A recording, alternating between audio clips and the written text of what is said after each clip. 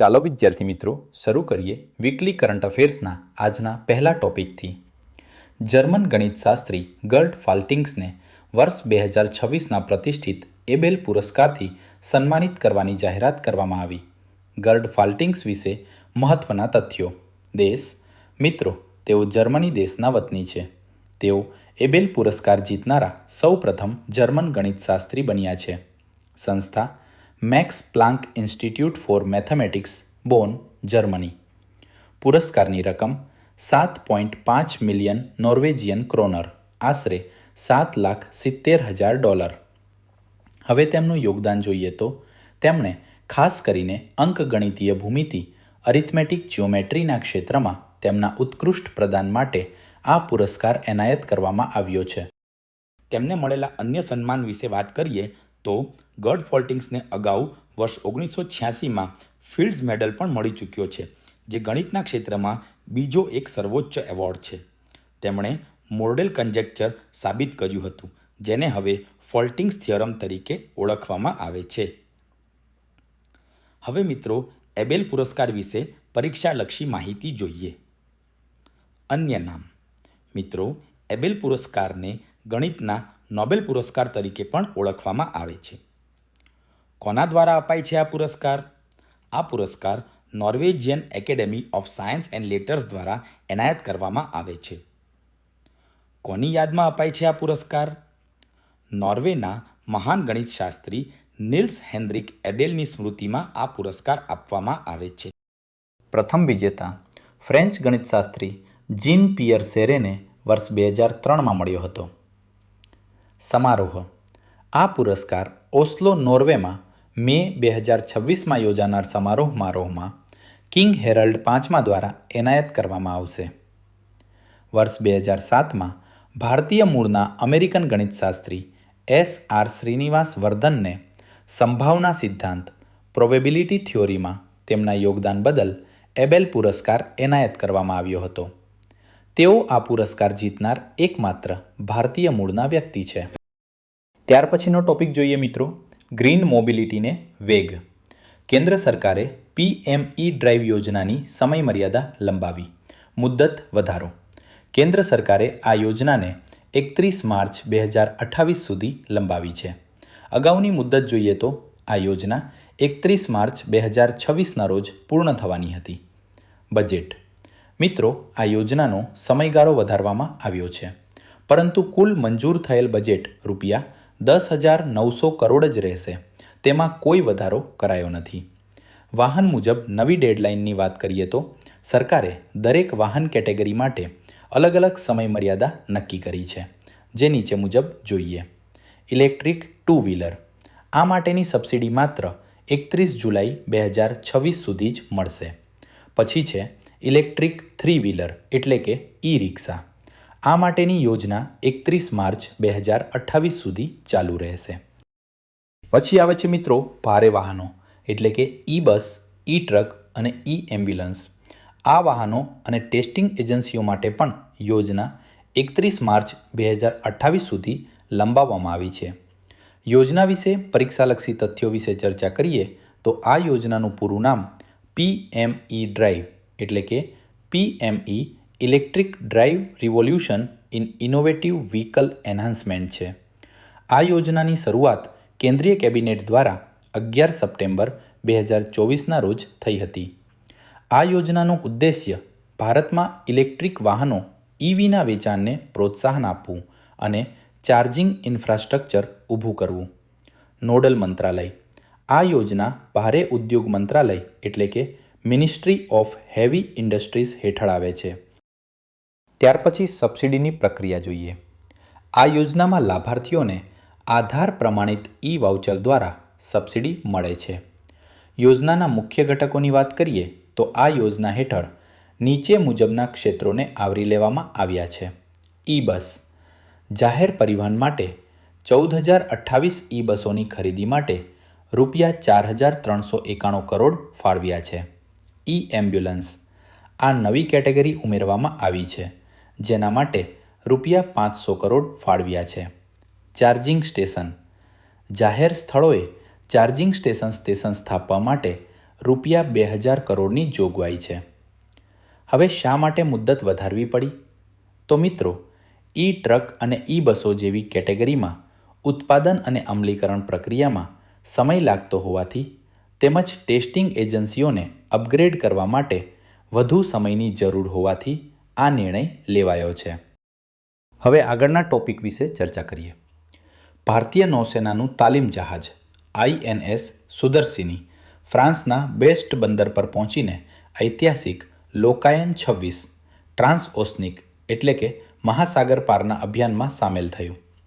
પરીક્ષાલક્ષી મહત્વના મુદ્દાઓ જોઈએ. અભિયાનનું નામ લોકાયન 26, જહાજનું નામ INS સુદર્શિની, સ્થળ બ્રેસ્ટ, ફ્રાન્સ.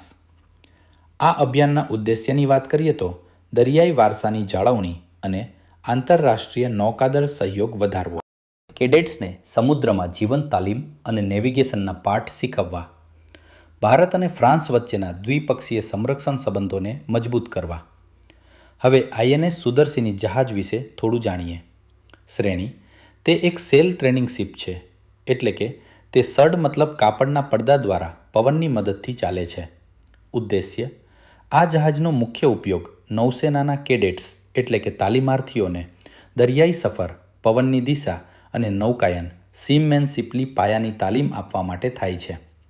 નિર્માતા: આ જહાજનું નિર્માણ ગોવા શિપયાર્ડ લિમિટેડ GSL દ્વારા કરવામાં આવ્યું છે. લોન્ચિંગ: તેને વર્ષ 2011માં ભારતીય નૌસેનામાં સામેલ કરવામાં આવ્યું હતું. ડિઝાઇન: તે 3 સ્તંભો ધરાવતું બાર્ક પ્રકારનું જહાજ છે, જેમાં આશરે 20 જેટલા સડ છે. કમાન્ડ: તે કોચી સ્થિત ભારતીય નૌસેનાના સધર્ન નેવલ કમાન્ડ હેઠળ કાર્યરત છે. ત્યારબાદ મિત્રો આગળના ટોપિક વિશે ચર્ચા કરીએ. અદાની પોર્ટ્સે દિઘી અને ગોપાલપુરમાં ભારતનું પ્રથમ પોર્ટ ઓફ રિફ્યુજ એટલે કે આશ્રય સ્થાન બંદર સ્થાપિત કર્યું. Adani ports and special economic zone દ્વારા ભારતના પશ્ચિમ કિનારે દિઘી, જે મહારાષ્ટ્રમાં આવેલું છે, અને પૂર્વી કિનારે ગોપાલપુર, ઓડિશા ખાતે ભારતના પ્રથમ પોર્ટ ઓફ રિફ્યુજ એટલે કે આશ્રય સ્થાન બંદર સ્થાપિત કરવાની જાહેરાત કરવામાં આવી છે. હવે મિત્રો, આ પોર્ટ ઓફ રિફ્યુજ એટલે શું? ચાલો જાણીએ. તેનો અર્થ: જ્યારે કોઈ જહાજ સમુદ્રમાં મુશ્કેલીમાં હોય, જેમ કે તકનીકી ખામી, આગ, તેલનું ગળતર કે ચક્રવાત જેવી કુદરતી આપત્તિ, ત્યારે તેને તાત્કાલિક સુરક્ષિત આશ્રય, મરમ્મત અને સહાય પૂરી પાડતા બંદરને પોર્ટ ઓફ રિફ્યુજ કહેવાય છે. હવે મિત્રો મહત્વ જોઈએ. આ સુવિધાથી સમુદ્રી અકસ્માતોમાં જાનમાલનું નુકસાન અને પર્યાવરણીય પ્રદૂષણ અટકાવી શકાય છે. દિઘી પોર્ટ: તે મહારાષ્ટ્રમાં આવેલું છે. પશ્ચિમ કિનારો અરબ સાગર. ગોપાલપુર પોર્ટ: તે ઓડિશામાં આવેલું છે. પૂર્વી કિનારો બંગાળની ખાડી. મિત્રો, આ બંને બંદરો હાલમાં અદાની પોર્ટ્સના સંચાલન હેઠળ છે. હવે મિત્રો, શા માટે આ 2 જ બંદરોની પસંદગી થઈ તેના વિશે જાણીએ. ભારતના બંને દરિયાકાંઠાના મહત્વના વ્યૂહાત્મક સ્થળોને કવર કરવા માટે આ 2 લોકેશન પસંદ કરાયા છે, જેથી કોઈપણ દિશામાંથી આવતા જહાજોને મદદ મળી શકે. ઉપલબ્ધ સુવિધાઓ: કટોકટીના સમયે જહાજોને લાંગરવાની સુવિધા, ફાયર ફાઇટિંગ અને તેલ ગળતર રોકવા માટેની સિસ્ટમ, જહાજની મરમ્મત માટેના આધુનિક સાધનો, તબીબી સહાય અને ક્રૂ મેમ્બર્સ માટે રહેવાની વ્યવસ્થા. ભારત માટે મહત્વ: વિદ્યાર્થી મિત્રો, ભારતનો વિશાળ દરિયાકાંઠો હોવા છતાં અત્યાર સુધી ડેડિકેટેડ પોર્ટ ઓફ રિફ્યુજ નહોતું. આંતરરાષ્ટ્રીય મેરીટાઈમ ઓર્ગેનાઇઝેશન IMO ના ધોરણો મુજબ આ સુવિધા હોવી અનિવાર્ય છે. આ પહેલથી ભારતની બ્લુ ઇકોનોમી અને મેરીટાઈમ સેફ્ટી ઇન્ડેક્સમાં સુધારો થશે. ત્યાર પછીના ટોપિક વિશે ચર્ચા કરીએ મિત્રો. ભવસાગર કેન્દ્રને ભારતનું પ્રથમ ઊંડા સમુદ્રી જીવોનું રાષ્ટ્રીય ભંડાર જાહેર કરવામાં આવ્યું. કેન્દ્રનું નામ ભવસાગર. સ્થળ કોચી, કેરળમ. સંચાલક સંસ્થા centre for marine living resources and ecology. સંબંધિત મંત્રાલય પૃથ્વી વિજ્ઞાન મંત્રાલય. ભારત સરકાર દરજ્જો: ભારતનું પ્રથમ ઊંડા સમુદ્રી જીવોનું રાષ્ટ્રીય સંગ્રહાલય અથવા તો ભંડાર કહી શકાય. હવે મિત્રો, આ ભવસાગર કેન્દ્ર શું છે અને તેનો હેતુ શું છે? સંગ્રહ અને જાળવણી. ભવસાગર એક રેફરન્સ મ્યુઝિયમ અને વૈજ્ઞાનિક ભંડાર છે. અહીં ભારતના વિશિષ્ટ આર્થિક ક્ષેત્ર EEZ એક્સક્લુઝિવ ઇકોનોમિક ઝોન અને ઊંડા સમુદ્રમાંથી ખાસ કરીને 500 મીટરથી વધુ ઊંડાઈએથી એકત્રિત કરવામાં આવેલા જીવો અને પ્રજાતિઓનો સંગ્રહ અને આર્કાઇવિંગ કરવામાં આવે છે. વર્ગીકરણ: આ કેન્દ્રમાં સમુદ્રી વનસ્પતિઓ અને પ્રાણીઓની નવી પ્રજાતિઓની ઓળખ, તેમનું વૈજ્ઞાનિક વર્ગીકરણ અને નામકરણ કરવામાં આવે છે. સંશોધનને વેગ: આ ડેટાબેઝ અને ભંડારનો ઉપયોગ ભવિષ્યના સમુદ્રી સંશોધનો, બાયોટેકનોલોજી અને નવી દવાઓના નિર્માણ, મરીન બાયોપ્રોસ્પેક્ટિંગ માટે કરવામાં આવશે. હવે પરીક્ષાલક્ષી અન્ય સંકળાયેલા તથ્યો જોઈએ. MLRE એટલે કે centre for marine living resources and ઇકોલોજીની સ્થાપના વર્ષ 1998માં કોચી, કેરળમ ખાતે કરવામાં આવી હતી. આ સંસ્થા પૃથ્વી વિજ્ઞાન મંત્રાલય હેઠળ કાર્યરત છે અને સમુદ્રી જીવોના સંશોધન માટે નોડલ એજન્સી તરીકે કામ કરે છે. સાગર સંપદા: ભવસાગર મ્યુઝિયમમાં રાખવામાં આવેલા મોટાભાગના સમુદ્રી નમૂનાઓ ફિશરીઝ એન્ડ ઓશનોગ્રાફિક રિસર્ચ વેસલ સાગર સંપદા નામક રિસર્ચ જહાજ દ્વારા ચલાવવામાં આવેલા અભિયાનો દરમિયાન એકત્રિત કરવામાં આવ્યા છે. ડીપ ઓશન મિશન: ભવસાગરની આ સિદ્ધિ ભારત સરકારના ડીપ ઓશન મિશન અને બ્લુ ઇકોનોમીના લક્ષ્યો સાથે સીધી રીતે જોડાયેલી છે. આ મિશનનો મુખ્ય ઉદ્દેશ્ય સમુદ્રી સંસાધનોનો ટકાઉ ઉપયોગ કરવાનો છે. ત્યાર પછીના વીકલી કરંટ અફેર્સના ટોપિક વિશે વાત કરીએ. ભારત 1 એપ્રિલ 2026. ખાસ નોંધ મિત્રો, અહીં 2014 આપેલ છે જે ટાઈપિંગ ભૂલ છે. અહીં 2026 સમજવું. ભારત 1 એપ્રિલ 2026થી પોતાની પ્રથમ સંપૂર્ણ ડિજિટલ વસ્તી ગણતરીની શરૂઆત કરી. ભારતની પ્રથમ ડિજિટલ વસ્તી ગણતરી 16 વર્ષના લાંબા અંતરાલ બાદ 2011 પછી ભારત સરકારે 16મી રાષ્ટ્રીય વસ્તી ગણતરીની સત્તાવાર શરૂઆત કરી છે. 1 એપ્રિલ 2026ના રોજથી આ ઐતિહાસિક પ્રક્રિયાનો પ્રથમ તબક્કો શરૂ થઈ રહ્યો છે. પ્રાથમિક અને બંધારણીય માહિતી વિશે વાત કરીએ તો કઈ વસ્તી ગણતરી? મિત્રો, આ ભારતની 16મી અને સ્વતંત્રતા પછીની 8મી વસ્તી ગણતરી છે, જેને સત્તાવાર રીતે સેન્સસ 2027 નામ અપાયું છે. સંચાલક મંત્રાલય: ગૃહ મંત્રાલય, ministry of home affairs, Bharat સરકાર. Nodal agency: office of the registrar general and census commissioner. હવે વિદ્યાર્થી મિત્રો, વસ્તી ગણતરીના તબક્કા જોઈએ. પ્રથમ તબક્કો: આ સમગ્ર કામગીરી મુખ્યત્વે 2 તબક્કામાં હાથ ધરવામાં આવશે. પ્રથમ તબક્કો હાઉસ લિસ્ટિંગ અને હાઉસિંગ સેન્સસનો રહેશે. સમયગાળો 1 એપ્રિલ 2026થી 30 સપ્ટેમ્બર 2026 સુધીનો રહેશે. આ 6 મહિનાના ગાળામાં દરેક રાજ્યને તેમની અનુકૂળતા મુજબ 30 દિવસનો સમય આપવામાં આવશે. હેતુ: ઘરોની ગણતરી, ઇન્ફ્રાસ્ટ્રક્ચર અને રહેઠાણની ભૌતિક સ્થિતિ અંગે માહિતી એકત્ર કરવી. હવે મિત્રો બીજો તબક્કો જોઈએ. બીજો તબક્કો વસ્તી ગણતરીનો રહેશે. તેનો સમયગાળો ફેબ્રુઆરી 2027માં યોજાશે. અહીં પણ તમને 2017 દેખાય છે, જે ટાઈપિંગ ભૂલ સમજવી. ફેબ્રુઆરી 2027થી અને 1 માર્ચ 2027 સુધીમાં પૂર્ણ થશે. રેફરન્સ ડેટ: મોટાભાગના રાજ્યો માટે 1 માર્ચ 2027 0 કલાકે ગણવામાં આવશે, જ્યારે ભારે બરફ વર્ષાવાળા અને પહાડી વિસ્તારો જેવા કે લદ્દાખ, જમ્મુ કાશ્મીર, હિમાચલ પ્રદેશ, ઉત્તરાખંડ માટે 1 ઓક્ટોબર 2026 રેફરન્સ ડેટ રહેશે. પ્રથમ સંપૂર્ણ ડિજિટલ વસ્તી ગણતરી કાગળ આધારિત પ્રક્રિયાને બદલે આધુનિક ટેકનોલોજીનો ઉપયોગ કરવામાં આવશે. મોબાઈલ એપનો ઉપયોગ: ગણતરીકારો કાગળના ફોર્મને બદલે સ્માર્ટફોન અને ટેબ્લેટમાં સ્પેશિયલ મોબાઈલ એપ્લિકેશન દ્વારા ડેટા એકત્રિત કરશે. સેલ્ફ એન્યુમરેશન: દેશના ઇતિહાસમાં પ્રથમ વખત નાગરિકોને જાતે જ પોતાની માહિતી ઓનલાઈન ભરવાનો વિકલ્પ મળશે. આ માટે રજિસ્ટ્રાર જનરલ દ્વારા se.census.gov.in પોર્ટલ શરૂ કરવામાં આવ્યું છે, જે 16 ભાષાઓમાં ઉપલબ્ધ છે. માહિતી સબમિટ કર્યા બાદ એક યુનિક SEID જનરેટ થશે, જે ઘરે આવનાર ગણતરીકારને આપવાનો રહેશે. ડિજિટલ ઇકોસિસ્ટમ: ડેટાના રિયલ ટાઈમ ટ્રેકિંગ માટે CMMS census management and monitoring system અને સરકારી પોલિસી બનાવવા માટે CAS સેન્સસ એઝ અ સર્વિસનો ઉપયોગ થશે. હવે મિત્રો, વર્તમાન વસ્તી ગણતરીનું ઐતિહાસિક અને રાજકીય મહત્વ સમજીએ. સીમાંકન પ્રક્રિયા. બંધારણીય જોગવાઈ મુજબ 2026 પછીની પ્રથમ વસ્તી ગણતરીના આંકડાઓના આધારે લોકસભા અને રાજ્ય વિધાનસભાઓની બેઠકોની સંખ્યા અને ભૌગોલિક સીમાઓની પુનઃરચના કરવામાં આવશે. મહિલા અનામત. સંસદ અને વિધાનસભાઓમાં મહિલાઓ માટે 33% અનામતની જોગવાઈનો અમલ સીધી રીતે આ નવી વસ્તી ગણતરી અને ત્યારબાદ થનારા સીમાંકન પર નિર્ભર છે. જાતિગત ગણતરી. આઝાદી પછી પહેલીવાર તમામ સમુદાયો માટે રાષ્ટ્રવ્યાપી જાતિ ગણતરીનો પણ આમાં સમાવેશ કરવામાં આવનાર છે.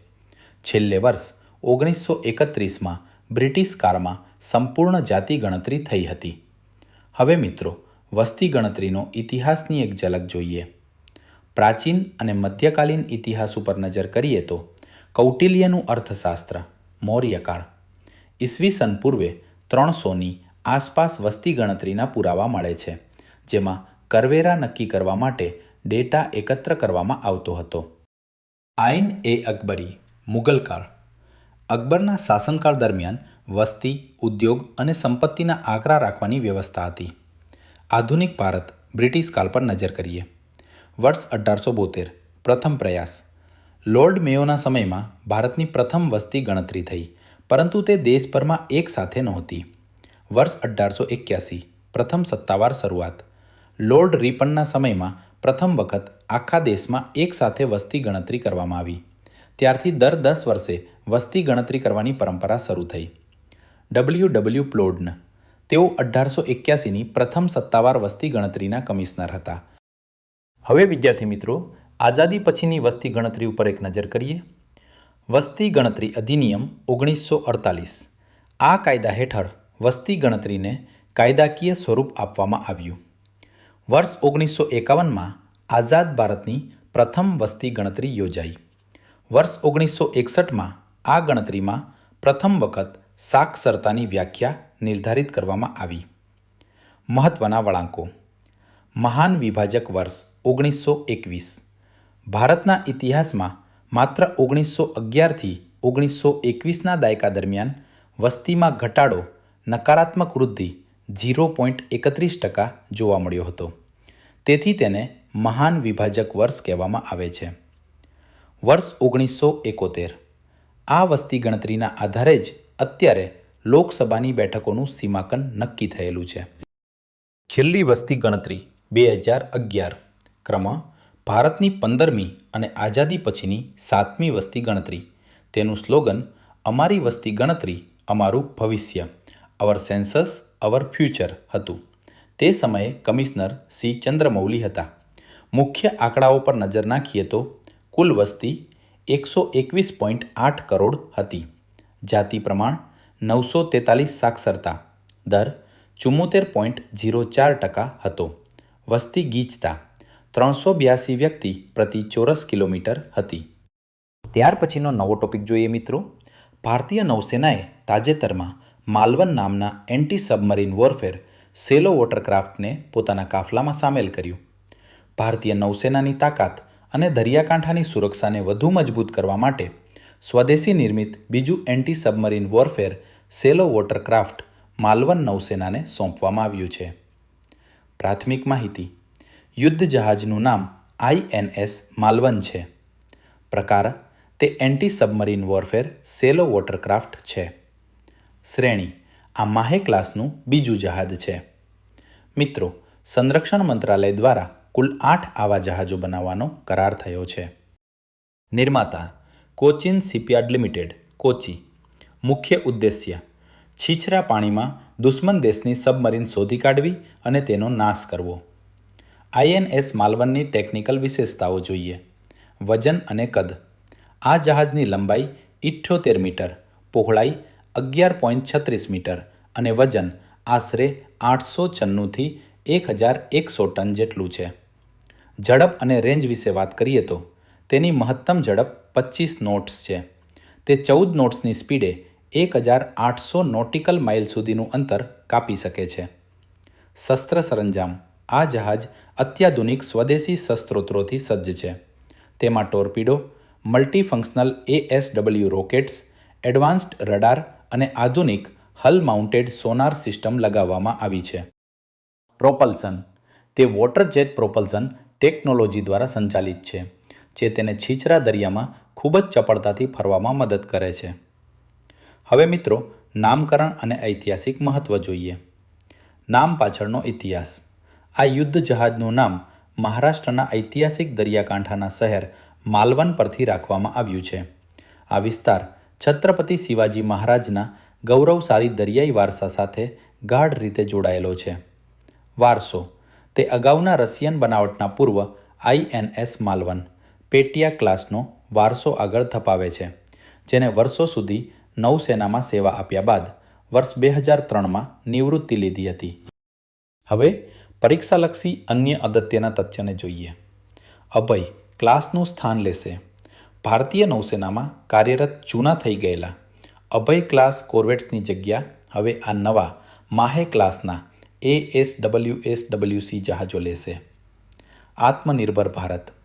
આ જહાજ 80%થી વધુ સ્વદેશી સામગ્રીથી બનેલું છે. આ ભારતની મેક ઇન ઇન્ડિયા અને આત્મનિર્ભર ભારત પહેલનું ઉત્તમ ઉદાહરણ છે. બહુહેતુક કામગીરી.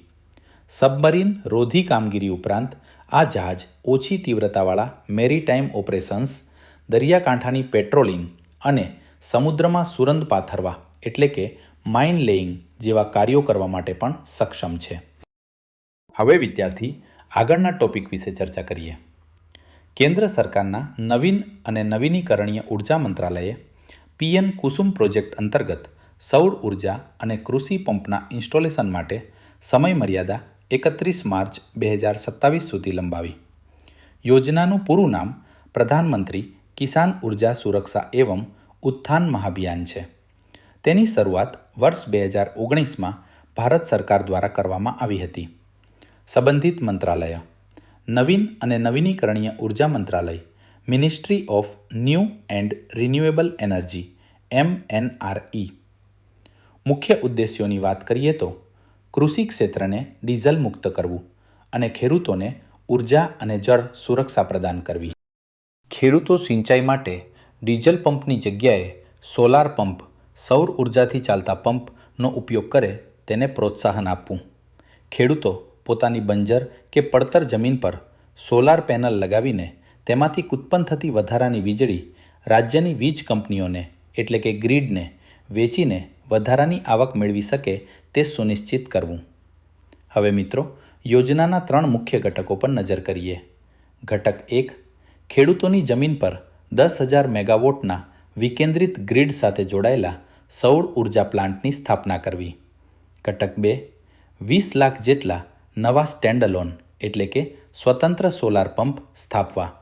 ઘટક 3, હાલના 15 લાખ જેટલા ગ્રીડ કનેક્ટેડ એટલે કે વીજળીથી ચાલતા કૃષિ પંપોનું સોલરાઇઝેશન સૌર ઉર્જામાં રૂપાંતર કરવું. વર્તમાન અપડેટ શા માટે ચર્ચામાં છે? કોવિડ-19 મહામારી અને અમુક રાજ્ય સ્તરની વહીવટી પ્રક્રિયાઓમાં વિલંબ થવાને કારણે આ યોજનાના અમલીકરણની ગતિ ધીમી પડી હતી. જેથી નિર્ધારિત લક્ષ્યાંકો પૂરા કરી શકાય તે માટે કેન્દ્ર સરકારના MNRE મંત્રાલયે આ પ્રોજેક્ટની મુદત 31 માર્ચ 2027 સુધી વધારી દીધી છે. હવે વિદ્યાર્થી મિત્રો, વીકલી કરંટ અફેર્સના આગળના ટોપિક વિશે ચર્ચા કરીએ. એનર્જી સ્ટેટિસ્ટિક્સ ઇન્ડિયા 2026ના રિપોર્ટ અનુસાર રાજસ્થાન રાજ્યએ દેશમાં પુનઃપ્રાપ્ય ઉર્જા ક્ષેત્રે પ્રથમ સ્થાન પ્રાપ્ત કર્યું. એનર્જી સ્ટેટિસ્ટિક્સ ઇન્ડિયા 2026ના રિપોર્ટ અનુસાર રાજસ્થાન રાજ્યએ દેશમાં પુનઃપ્રાપ્ય ઉર્જા રિન્યુએબલ એનર્જી ક્ષેત્રે પ્રથમ સ્થાન પ્રાપ્ત કર્યું છે. ઉર્જા પુરવઠો અને વૃદ્ધિ વિશે વાત કરીએ તો નાણાકીય વર્ષ 2024-25 દરમિયાન ભારતની કુલ પ્રાથમિક ઉર્જા પુરવઠામાં 2.97% વૃદ્ધિ દર નોંધાયો છે. કુલ પુરવઠો 9,32,834 કિલોટન ઓઇલ ઇક્વિવેલન્ટ રહ્યો છે.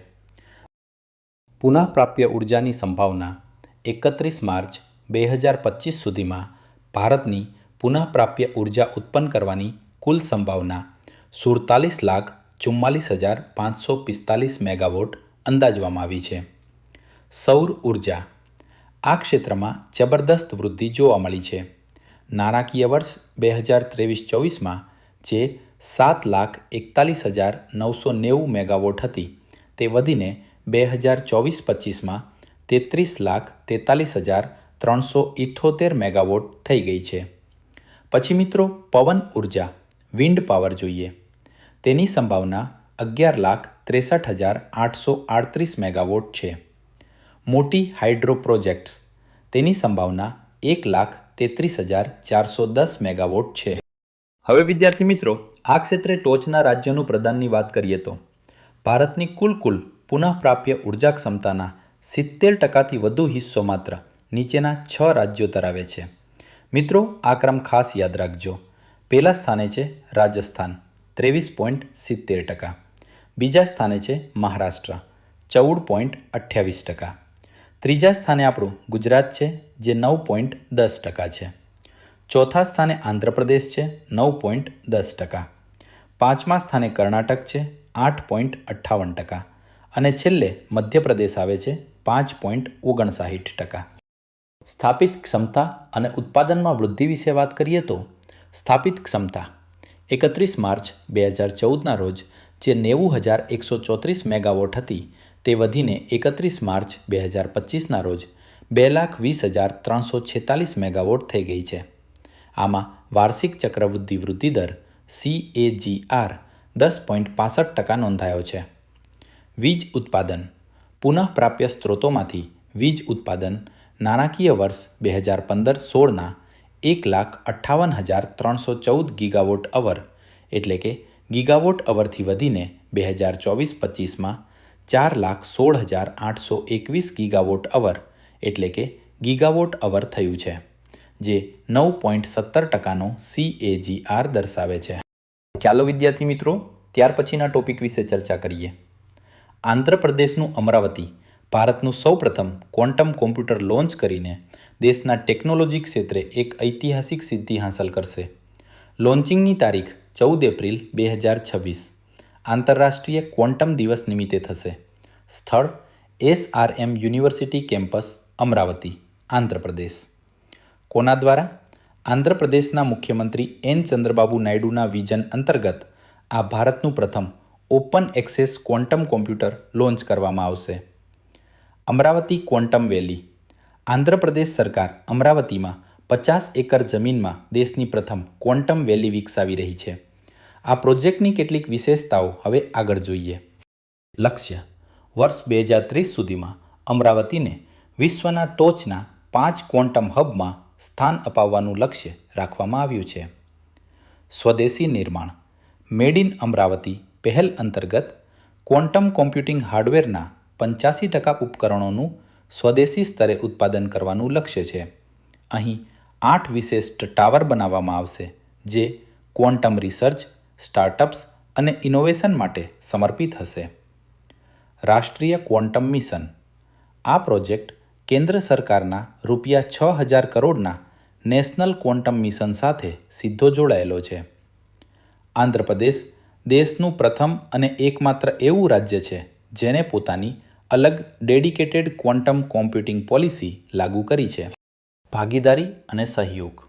આ ભવ્ય પ્રોજેક્ટ માટે રાજ્ય સરકારે રાષ્ટ્રીય અને આંતરરાષ્ટ્રીય સંસ્થાઓ સાથે ભાગીદારી કરી છે. ગ્લોબલ અને ભારતીય ટેક કંપનીઓ IBM એટલે કે international business machines, TCS Tata consultancy services, L&T Larsen and Toubro અને ક્યુબિટ ફોર્સ. નોંધનીય છે કે IBM દ્વારા ભારતમાં પોતાનું સૌથી એડવાન્સ ક્વોન્ટમ કોમ્પ્યુટર અહીં સ્થાપિત કરવાની યોજના છે. સરકારી સંસ્થાઓ CDAC centre for development of advance computing, C. Centre for development of telematics, DRDO defence research and development organisation, BARC Bhabha atomic research centre અને નેવલ સાયન્સ ટેકનોલોજીકલ લેબોરેટરી. શૈક્ષણિક સંસ્થાઓ IIT મદ્રાસ, IIT તિરુપતિ અને SRM યુનિવર્સિટી. ઉપયોગ અને ફાયદાઓની વાત કરીએ તો આ ઓપન એક્સેસ ક્વોન્ટમ કોમ્પ્યુટર વિદ્યાર્થીઓ, રિસર્ચર્સ, સંશોધકો અને સ્ટાર્ટઅપ્સ માટે ટેસ્ટિંગ માટે ખુલ્લું મૂકવામાં આવશે. સામાન્ય કોમ્પ્યુટર કરતાં લાખો ગણી ઝડપથી ગણતરી કરતા આ કોમ્પ્યુટરનો ઉપયોગ નીચેના ક્ષેત્રોમાં થશે. 1. અત્યાધુનિક સાયબર સિક્યુરિટી અને ક્રિપ્ટોગ્રાફી. 2. મેડિકલ ક્ષેત્રે નવી દવાઓની શોધ, ડ્રગ ડિસ્કવરી. 3. સંરક્ષણ અને સુરક્ષિત સંચાર. 4. ક્લાઇમેટ મોડેલિંગ, હવામાનની સચોટ આગાહી. હવે મિત્રો, વીકલી કરંટ અફેર્સનો આ છેલ્લો ટોપિક વિશે ચર્ચા કરીએ. સંરક્ષણ મંત્રાલયે રશિયા સાથે તુંગુસ્કા મિસાઇલ સિસ્ટમ માટે ₹445 કરોડના ખરીદ કરાર પર હસ્તાક્ષર કર્યા. કરારની મુખ્ય વિગતો પર નજર કરીએ. તુંગુસ્કા સિસ્ટમ માટેનો કરાર ₹445 કરોડ. કોની વચ્ચે હસ્તાક્ષર થયા? ભારતીય સંરક્ષણ મંત્રાલય અને રશિયાની JSC રોસોબોરોનેક્સપોર્ટ કંપની વચ્ચે. ઉદ્દેશ્ય: ભારતીય સેનાની એર ડિફેન્સ ક્ષમતાને આધુનિક અને મજબૂત બનાવવી. તો મિત્રો, જાણીએ શું છે આ તુંગુસ્કા મિસાઇલ સિસ્ટમ. પૂરું નામ: તેનું પૂરું નામ 2K-22 તુંગુસ્કા છે.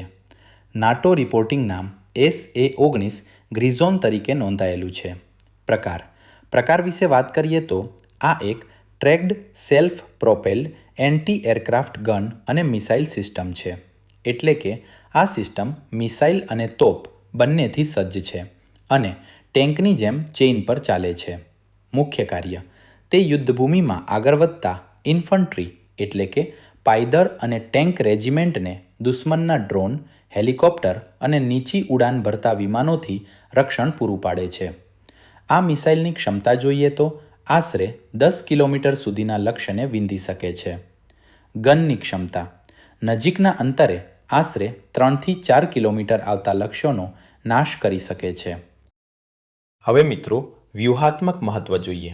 ડ્રોન ખતરો: આધુનિક યુદ્ધોમાં ડ્રોન અને લો ફ્લાઇંગ મિસાઇલ્સનો ખતરો વધ્યો છે. ટુંગુસ્કા આવા નાના અને ઝડપી લક્ષ્યો સામે ખૂબ અસરકારક છે. ભારત-રશિયા સંબંધો: પશ્ચિમી દેશોના દબાણ અને મેક ઇન ઇન્ડિયા પર ભાર હોવા છતાં આ કરાર દર્શાવે છે કે ભારત હજુ પણ પોતાની સંરક્ષણ જરૂરિયાતો માટે રશિયા પર ભરોસો ધરાવે છે. તો વિદ્યાર્થી મિત્રો, આપણે આ વિડીયોમાં તારીખ 30 માર્ચથી 5 એપ્રિલ 2026 સુધીના વીકલી કરંટ અફેર્સના મોસ્ટ IMP ટોપિકો વિશે સંપૂર્ણ ચર્ચા કરી. મિત્રો, આશા છે કે આ વિડીયો તમને ઘણો ઉપયોગી થયો હશે. તો મિત્રો, વિડીયોને લાઇક, શેર, કોમેન્ટ અને સબસ્ક્રાઈબ કરવાનું ન ભૂલતા. ચાલો મિત્રો, મળીએ આવતા નવા વિડીયોમાં.